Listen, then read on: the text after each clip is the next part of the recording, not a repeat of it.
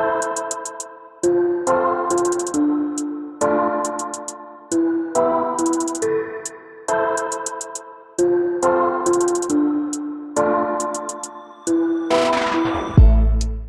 halo everybody, ketemu lagi bareng Mbak Ayu di podcast Barcelona Test Part pertama. Gue mau bikin ini 2 part, karena kalau bikin 1 part gue stres sendiri recordingnya ya. Mungkin sudah waktunya gue curcol. Jadi sejak Solidarity GP gue tuh agak-agak, gue mau bilang depresi nggak juga sih, tapi agak sedikit pusing karena gue merasa somehow gue capek banget. Jadi kemarin ada yang komen di YouTube bilang bahwa alhamdulillah kalau pusing berarti masih hidup. Ya bener juga, kita harus bersyukur bahkan di tengah kepusingan. Artinya gue masih hidup karena gue masih pusing. Jadi saking stresnya gue tuh sampai sempat sakit karena di saat yang sama gue juga harus ngurus kerjaan, dan itu numpuk-numpuk di antara gue harus ngurus kerjaan, ditambah dengan gue harus ngurus Barcelona Test, ditambah gue nyari bahan, ditambah gue recording, ditambah dengan nulis artikel. Jadinya gue tuh yang mikirnya, gue ngadem dulu lah. So ini adalah Barcelona Test, kita bagi jadi 2 part karena ada perintilan-perintilan gosip lagi yang akan dibahas. Oke, gosip yang pertama adalah perkara soal Presiden MSMA yang baru ditunjuk. Jadi ketua IRTA kemarin itu masih Hervé Poncharal, kemudian ketua MSMA itu kemarin adalah Stefan Pirer. Nah, ketua yang barunya adalah Papi Peri Rivola. Dan di saat yang sama, Opa Ezpeleta membantah isu bahwa dia akan didepak oleh Stefano Domenicali. Kalau kalian mau tahu ini perkara apa, kalian mundur ke Solidarity GP. Gua udah bahas itu. Jadi Opa Ezpeleta bilang itu hoax, nggak benar. Saya sudah tua tapi saya masih bisa kerja dan saya masih kuat kerja. Jadi dia membantah habis-habisan. Nggak tahu lah apa ini benar apa nggak, let's see. Karena memang beberapa pihak mengatakan bahwa kalau Dorna nggak bisa diatur untuk perkara radio halo-halo, mereka akan memaksakan orang dalam mereka untuk menguasai Dorna dan mengontrol Dorna. Artinya mengontrol aturan agar bisa mengatur rider demi pemasaran. Di saat yang sama, sebelum Barcelona Test kemarin, Dorna itu launching kerjasama dengan Harley Davidson, ya merek motor Amerika itu, untuk muncul di event-eventnya MotoGP sebagai perkenalan ke masyarakat Amerika. Karena kan Harley Davidson ini adalah motor kebanggaannya Amerika, yang sayangnya nggak berkompetisi di MotoGP karena mereka nggak memproduksi motor balapan, tapi mereka memproduksi motor jalanan yang amat sangat terkenal dan prestisius. Jadi merek motor Harley Davidson itu mengadakan kontrak kerjasama dengan Dorna untuk kemunculannya mereka di acara-acaranya MotoGP. Mungkin standnya atau apanya lah, gue nggak ngerti. Kurang lebihnya kayak gitu, untuk mendekatkan MotoGP dengan Amerika karena merek motor ini adalah merek kebanggaannya Amerika. Nah, kemudian gosip terbarunya adalah perkara Jordan Mancage, Jorge Martin. Kenapa gue bilang Mancage ini? Memang dia punya attitude. Namanya orang baru Jordan yang kaget-kagetan. Tahu nggak, orang kaya baru? Nah, ini Jordan baru. Sayangnya orang-orang lain itu pernah Jordan tapi nggak kayak gini modelnya. Snack Taro bahkan baru 1 kali Jordan, dan Jordannya itu baru Jordan MotoGP, tapi attitude dia masih terkendali. Nah sayangnya yang satu ini agak-agak kelepasan. Nah saking kelepasannya ini dia hampir melanggar kontraknya. Jadi kan kalian tahu, Spanyol itu punya stasiun televisi yang punya kontrak eksklusif dengan Dorna. Jadi apapun yang terkait dengan MotoGP, mereka harus didahulukan. Dan kalau memang rider MotoGP itu mau mengadakan acara dengan stasiun TV lain selain yang kontrak dengan mereka, itu harus ada izin. Nah, Jordan Mancage ini asal-asalan terima permintaan wawancara. Dia menerima permintaan wawancara dari sebuah stasiun televisi yang baru berdiri, sayangnya tidak punya lisensi atau kerjasama broadcasting dengan Dorna. Jorge Martin itu menerima aja tawaran wawancara itu. Nah, pas mau wawancara, dia sudah di belakang stage, ruang ganti, mau wawancara. Tiba-tiba dibatalkan. Padahal ini acaranya live.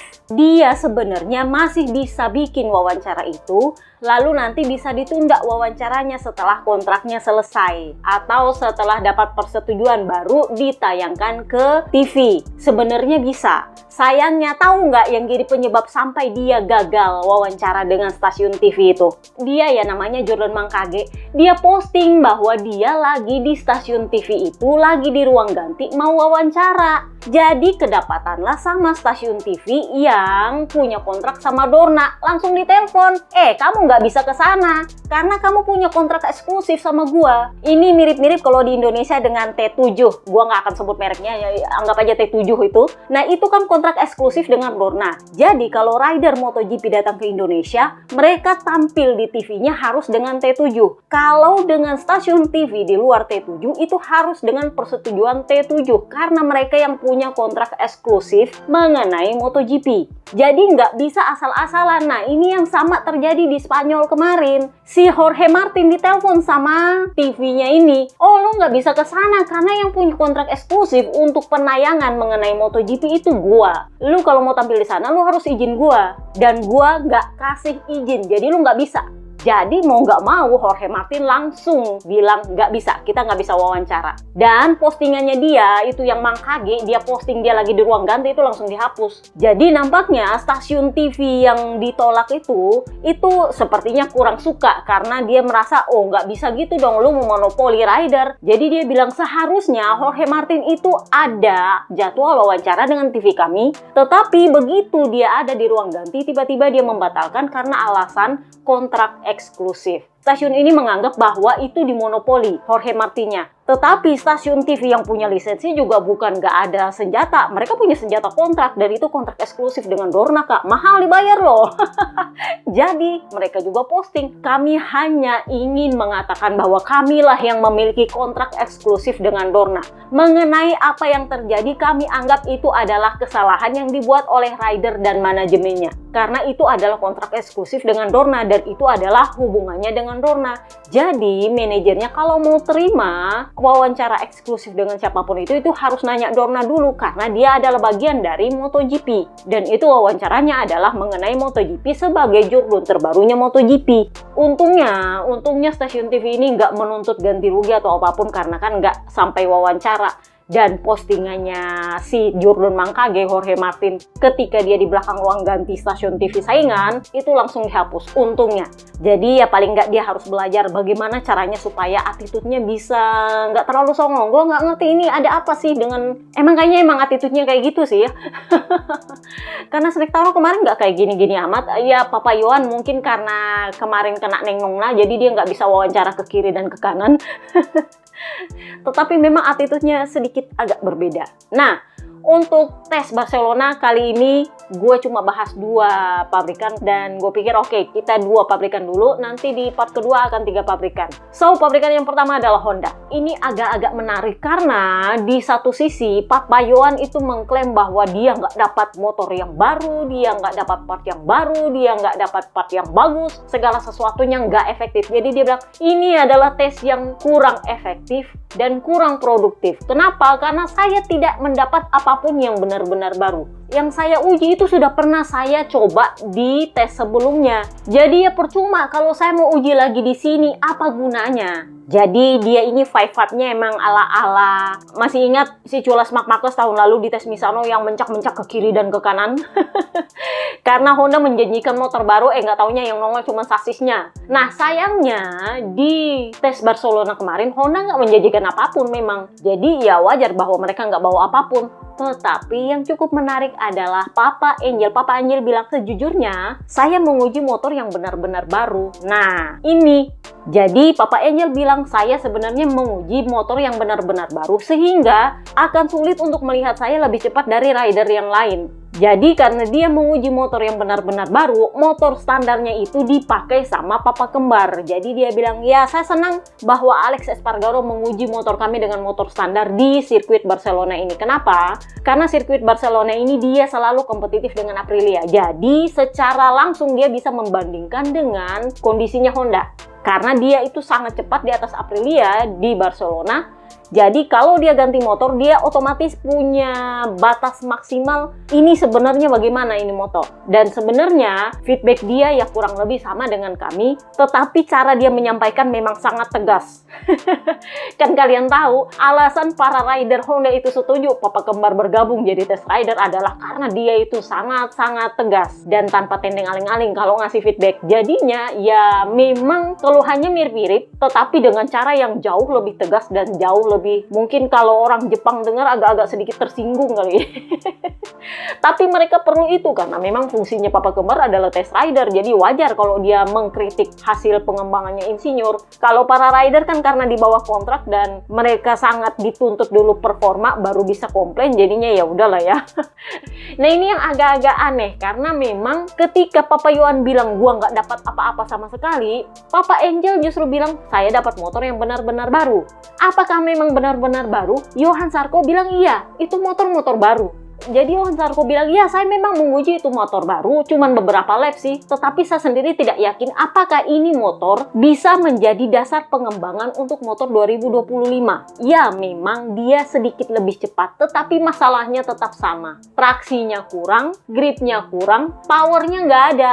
Jadi kita lihatlah nanti apa reaksinya Alex Espargaro, karena kalau menurut saya ini agak kurang pas untuk dijadikan dasar bagi tahun 2025. Jadi, Johan Sarko mengkonfirmasi bahwa ada motor baru, Luca Marini mengkonfirmasi ada motor baru, Papa Yohan bilang nggak ada. Nah, Papi Peripuik lah ditanyakan, you know lah ya, kan karena dia adalah rider Spanyol, otomatis media Spanyol berisikin tuh, ditanya lah sama Papi Peripuik. Papi Peripuik, tahu nggak dia bilang apa? Justru tidak masuk akal kalau kami bawa motor yang baru lagi di tes Barcelona. Kenapa? Karena ini adalah pabrikan konsesi. Kalian di tes kemarin dapat mesin baru, ya nggak mungkin lah kalian minta lagi mesin yang benar-benar baru di sini. Jadi ternyata mesinnya itu masih mesin yang mereka tes di tes Jerez sebelum Barcelona, tetapi mendapat konfigurasi atau dimodifikasi sehingga terasa memang benar-benar baru setupnya. Dan itu yang dikatakan oleh Luca Marini, saya menguji motor yang benar-benar baru. Sama yang dikatakan oleh Johan Sarko, iya saya menguji motor baru. Karena mesinnya itu dirubah konfigurasinya, kemudian ada aero baru, dan kemudian ada sasis baru. Jadi Johan Sarko sendiri bilang, ya memang nggak bisa terlalu optimis sih soal tes ini, tapi ya paling nggak kita punya data untuk menjadi referensi bahwa ini arahnya bisa diambil atau enggak. Tapi kalau mau meminta bahwa ini motor harus cepat, ya nggak bisa juga, karena kan kita memang konsesi, Kak. Dan ini baru hari pertamanya Alex Espargaro bekerja, ya nggak bisa dipaksa-paksa. Luca Marini sendiri bilang, ya ini adalah waktu yang tepat untuk memulai segala sesuatunya dari awal, karena kita punya tambahan data dan punya tambahan masukan dari Alex Espargaro yang datang dari pabrikan yang lebih kompetitif dari kami. Kurang lebihnya sih seperti itu. Jadi Papi Peripuik bilang ini adalah motor yang baru kami coba di tes Jerez sebelumnya, lalu kami melakukan beberapa perubahan untuk menjadi motor yang baru. Tapi nggak mesin yang benar-benar baru karena kita kan konsesi. Kecuali kalau ini adalah pabrikan non konsesi, ya memang harus bawa motor dan mesin yang baru. Tapi kan nggak harus begitu dengan pabrikan konsesi, karena kan kita ya kapan kita mau ada mesin baru ya mesin baru, kalau nggak ya enggak. Ini kayaknya tanda-tanda bahwa Papa Yohan kayaknya nggak akan diperpanjang deh nanti, karena kalau kalian ngintil di podcast kapan ya, gue pernah bilang bahwa Castrol itu akan menjadi salah satu sponsornya HRC, bukan penggantinya Repsol sih, tapi salah satu sponsor yang bukan main sponsor, bukan sponsor besar tapi sponsor kecil. Nah, kalau ini benar, ada kemungkinan Johan Sarko akan naik pangkat menjadi teammate-nya Luca kalau Papa Yohan habis kontrak. Kenapa? Karena memang attitude-nya Papa Yohan ini agak-agak, ya mungkin karena dia jurdun, jadi dia meminta motor yang layak untuk jurdunnya, wajar. Tetapi ya lo harus menerima juga kondisi bahwa ini motor memang lagi bapuk-bapuknya. Kalau lo mau langsung cepat ya nggak bisa juga. Ya makanya sekarang jadinya Luca Marini lebih disayang karena dia nggak nuntut banyak-banyak. Dia maklum bahwa ini pabrikan bapuk, perlu waktu untuk berkembang. Jadi Papa Angel bilang, ya saya tahu memang bahwa ini motor butuh waktu untuk kembali ke posisi atas, dan saya berharap ketika dia berhasil melakukannya, saya yang menungganginya saat itu. Kurang lebihnya kayak gitulah. Jadi Papi Peripuik ditanya, si Sterlacini kan itu sudah bekerja tuh di pedoknya Aprilia, kok Albesiano nggak bergabung di tes Barcelona? Jadi Papi Peripuik bilang, kami menghormati kontrak kami, jadi dia baru akan bekerja per tanggal 2 Januari 2025 karena kontraknya begitu. lain. Ini memang adalah pabrikan yang saklek banget dengan kontrak karena mereka nggak mau menyusahkan orang lain dan bekerja berdasarkan kontrak. Karena mereka tahu konsekuensi kontrak itu seperti apa. Jadi Papi Peripuik ditanya, gimana tanggapanmu soal papa kembar? Jadi dia bilang, ya saya sangat menyukai Test Rider 1 ini karena dia itu sangat kuat dalam memberikan pendapatnya. Bahasa sangat kuat itu adalah artinya sangat tegas dan sangat langsung. Nggak pakai saringan. Kalau nggak suka, nggak suka. Jadi menurutnya papa kembar, dia nggak ada bicara langsung di depannya wartawan karena mungkin dia masih ada kontrak dengan Aprilia. Kan ini namanya masih kontrak habisnya per 31 Desember. Ya memang musimnya sudah habis, tapi jaga-jaga jangan sampai ada tuntutan kan. Jadi papa kembar nggak bikin pernyataan di depan media, dia ngomongnya sama Papi Peripuik, sama Papa Yohan, dan sama Papa Angel. Jadi Papi Peripuik bilang feedbacknya kurang lebih sama, tetapi menurut dia Honda di tikungan itu nggak masalah. Nggak ada yang terlalu menjadi masalah karena menurut dia itu agak mirip-mirip dengan Aprilia, tetapi traksi, grip, dan akselerasi itu masih jauh sekali dan itu perlu dikejar karena ini mesinnya mesin V4 Kak. Kalau mesinnya inline ya mungkin kita bisa maklum, tapi masalahnya Aprilia sama Honda kan sama-sama V4. Kalau Aprilia bisa, masa Honda nggak bisa? Logikanya kan begitu. Jadi kemarin yang ketahuan cuman Honda bawa aero belakang baru dan itu diuji sama Papa Angel kalau nggak salah. Ya namanya cuma diuji, ambil data, selesai. Jadi Yohan Sarko ditanya, mesin barunya gimana? Dia bilang, ya memang sedikit lebih cepat, tetapi nggak secepat yang kita inginkan. Tetap masih perlu power, dan kita memang bukannya kita nggak kerja gimana caranya supaya dapat traksi atau grip. Kita sudah bekerja di bagian balancing. Ya memang, itu bukan cuma masalah balance, bisa juga diutak-atik di bagian elektronik, tetapi akan lebih bagus kalau itu di bagian teknis duluan, maksudnya bagian part-partnya, bagian layout motornya, dan segala macam. Kalau itu sudah kurang dikit lagi, nah baru kita bergerak ke bagian elektronik. Ya memang bisa diutak-atik di elektronik, tapi kalau kita bergantung sama elektroniknya itu nggak maksimal. Jadi lebih baik dikerjakan dulu bagian teknisnya, kita tingkatkan pakai elektronik. Begitu maunya Sarko. Dan masalah soal teknis itu kan urusannya insinyur. Kita ini rider. Insinyur itu tugasnya memang mengurusi masalah teknis karena mereka adalah orang-orang pintar, orang-orang cerdas. Lah kita ini kan cuma rider, jelas kurang cerdas dan kurang pintar kalau dibandingkan sama insinyur-insinyur itu. Kurang lebihnya kayak gitulah. Jadi kemarin Papa Kembar itu pakai motor standar miliknya Papa Angel. Papa Angel pakai motor yang benar-benar baru. Jadi ya memang beda yang dites. Papi Peripuik bilang motor tahun 2025 belum ditentukan karena kami masih mencari base. Kalau ini ternyata feedbacknya nggak terlalu bagus, ya jelas ini nggak akan jadi motor 2025. Tetapi kalau memang sudah bagus dasarnya untuk bisa ditingkatkan, ya baru kami mungkin ini bisa jadi motor 2025. Kurang lebihnya kayak gitu karena ini adalah pabrikan konsesi. Nggak kayak pabrikan non konsesi yang tiba-tiba nongol dengan motor baru. Ya karena tahun depan mereka kan engine freeze, jadi nggak bisa kemana-mana. Harus pakai motor barunya. Nah kita itu kan masih kena konsesi. Tahun depan pasti pakai mesin baru lagi, mesin baru lagi, mesin baru lagi. Jadi nggak bisa dipatok bahwa ini akan jadi motor tahun 2025. Ya kan kita nanti akan ganti lagi, akan ganti lagi. Nampaknya Papi Peripuik agak nggak senang dengan attitude-nya Papa Yohan. Tapi ya begitulah namanya Honda. Jadi ini kesannya agak-agak bawang merah dan bawang putih. Tapi gue juga maklum bahwa Honda itu juga memberikan motor yang benar-benar baru ke Papa Angel. Karena dia itu paling rajin finish dibanding Papa Yohan. Papa Yohan crash lagi, crash lagi, crash lagi. Dan mereka pikir, ya kalau gua kasih lagi mesin baru ke lu terus lu crash, kerjaan lagi. Mending kasih ke Luka Marini, dia ambil data, motornya Luka dikasih ke Papa Kembar juga ambil data, kan selesai. Sama nanti di tes Harris private kan, Papa Kembar kerjanya sama Papa Angel di hari pertama, karena mereka adalah rider pengembangnya Honda. Emang bawang merah dan bawang putih sih. So kita pindahlah ke Somkya Chantra, sang rukinya Honda. Jadi dia bilang, ini adalah hari pertama saya naik motor MotoGP dan sebelum sesi saya itu sempat yang tegang banget. Saking tegangnya saya sampai mikir saya kena serangan jantung kali ya, keringet dingin Kak.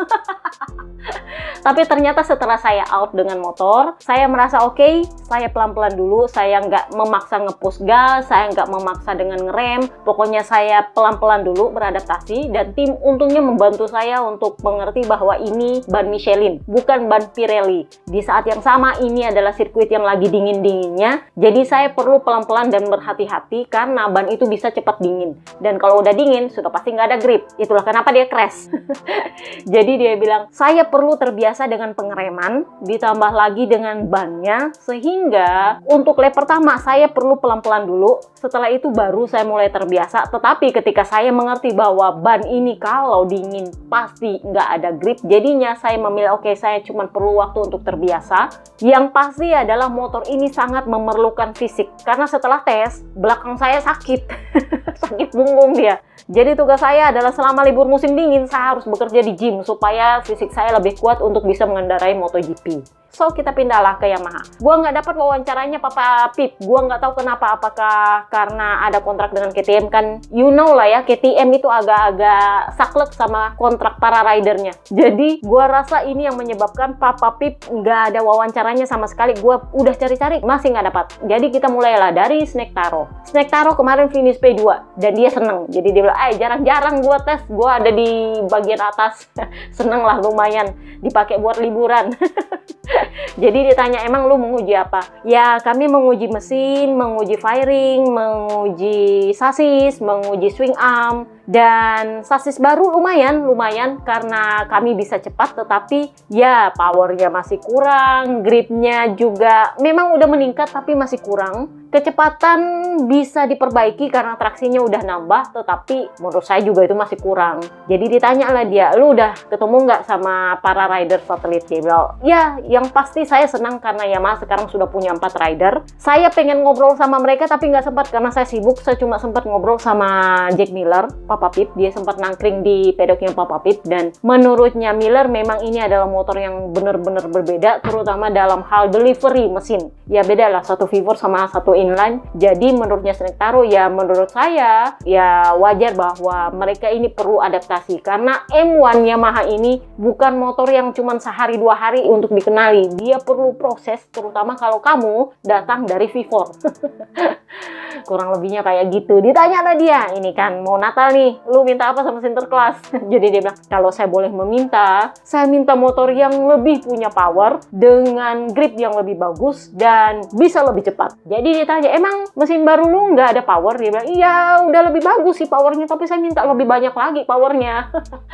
Ini adalah permintaan dia dari tahun-tahun lalu. Gua minta power. Papa Lukas ini habis ngedubel. Kayaknya di seri Sepang ya kemarin gue bilang bahwa dia itu kecewa banget sama timnya karena dia punya keluhan sepanjang tahun itu nggak pernah diselesaikan oleh tim. Jadi ketika dia balapan di Barcelona, keluhan yang sama kembali datang dan kali ini diikuti oleh permintaan maaf dari manajemen Yamaha. Jadi dia bilang, ya manajemen Yamaha meminta maaf kepada saya karena masalah saya itu cuma satu dari awal musim sampai sekarang, pengereman. Saya itu tidak mendapatkan traksi dan motor saya itu tidak ada grip ketika saya mengerem. Jadi ban belakangnya terangkat ketika dia ngerem, dan karena bannya terangkat ketika dia ngerem, akhirnya motornya itu nggak pernah beres kalau nikung. Dan itu artinya kalau dia nggak mau crash, dia harus pelan-pelan. Nah ini yang dia minta ke tim dan itu nggak selesai-selesai sepanjang musim. Jadi ditanyalah dia, di tes lu ada sensasi bagus kah? Karena kan ini mesin baru nih, sasis baru. Jadi dia bilang, iya mesin memang powernya udah lebih bagus. Sasis juga iya lebih memperbaiki grip, tapi traksinya nggak berubah. Naiknya cuma sedikit. Sayangnya ini nggak cocok dengan saya punya riding style. Nah ini kan udah gue bilang, M1 Yamaha itu sejak zaman Morbidelli masih bercokol di sana itu dikembangkan berdasarkan riding stylenya Snake Taro. Jadinya Papa Lukas yang punya riding style yang berbeda itu sama sekali nggak bisa berkembang. Ya bukannya dia nggak tahu masalahnya apa, dia sampaikan masalahnya apa, tetapi tim tidak menyelesaikan itu. Jadi dia bilang, ya mungkin kalau sama Quartararo mesin baru dan sasis baru ini cocok untuk dia. Sementara untuk saya itu nggak cocok untuk riding style saya. Nah, Pirti Nyinyi Idili, apa kabar dia tahun depan kalau begini-begini terus modelnya? Nah, ditanyalah ke Papa Alis. Papa Alis kan ini new kids on the block.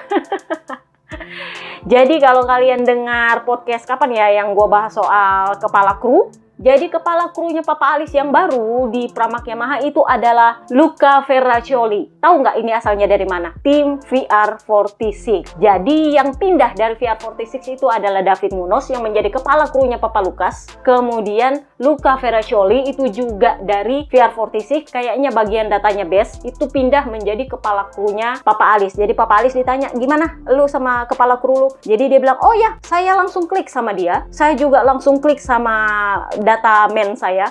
Jadi ditanya, reaksi lu gimana soal M1? Jadi dia bilang, reaksi pertama saya adalah ini motor memang motor yang gampang banget, rider friendly. Tetapi masalahnya adalah percuma kalau rider friendly kalau nggak cepet. Percuma nyaman kalau nggak bisa kemana-mana. Jadi yang pasti perbedaannya adalah titik pengereman. Motor ini agak berbeda titik pengeremannya dengan motor yang biasanya saya pakai, V4. Karena kan dia dari KTM ke Aprilia V4. Nah duluan ke sini inline kan beda jauh. Jadi dia bilang ini memang sangat berbeda, dan untuk hari pertama ini fokus saya adalah untuk mencari setup yang membuat saya nyaman dan cocok dengan motor. Dan saya juga berterima kasih karena Yamaha itu menempatkan begitu banyak insinyurnya di pedok kami agar transisi perpindahan kami dari mesin V4, agar transisi perpindahan kami dengan motor baru itu berjalan dengan lebih mulus. Karena ini melibatkan software baru, motor baru, mesin baru, dan alur pekerjaan yang baru, sehingga intinya adalah kami mau cari dulu setup yang tepat untuk bisa menguji part. So, akhirnya fix kepala kru para rider. Ini ternyata ada perubahan di VR46. Jadi, kita mulai dulu dari Ducati kali ya. Jadi, Pecco itu masih tetap Gabarini. Kemudian, Marc Marquez itu Rigamonti, mantan kepala krunya ini ya, dia warisi. Alex Marquez sama Alex itu tetap Giovanotti. Kemudian, si Perman Aldegar itu mewarisi Frankie Carcedi-nya Marc Marquez. Di Gia, nah di Gia ini kan kemarin sempat dikabarkan bahwa Flamini yang akan menangani, ternyata yang menangani adalah Brancini. Ini adalah data man-nya Marco Bes. Flamini menangani Morbidelli. Ini agak-agak seneng gue dengernya. Somehow gue senang karena di part kedua kemarin kan gue bilang Franco Morbidelli nggak ada wawancaranya soal Solidarity GP. Dia ada wawancara tapi langsung ngomongin tes Barcelona.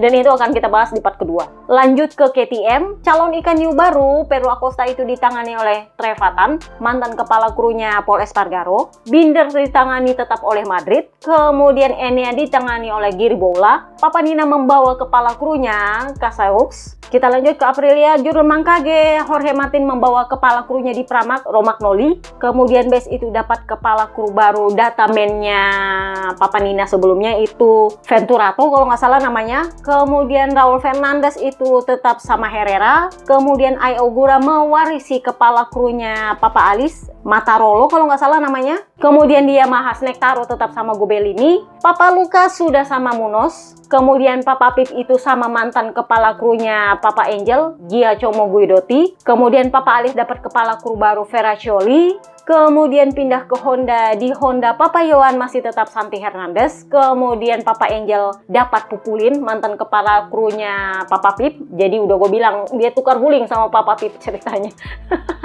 Jadi mantan kepala krunya Papa Pip di KTM itu pindah ke Papa Angel. Papa Angel punya mantan kepala kru itu pindah ke Papa Pip, tapi di Pramac. Jadi cuman beda tim tapi tetap tukar guling. Kemudian Johan Sarko tetap sama Garcia, David Garcia. Kemudian Somkia Chandra itu sama Klaus Noll, gitu ya cara bacanya. So itu aja podcast Barcelona test kita part pertama. Part kedua bakal lebih panjang karena hari ini mood gua agak-agak swing.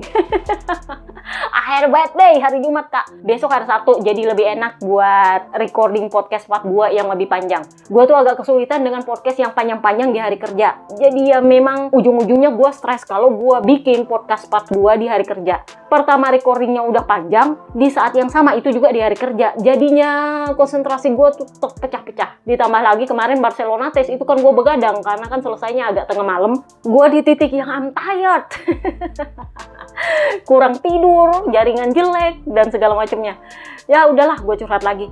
Oke, see you next part guys. Bye-bye.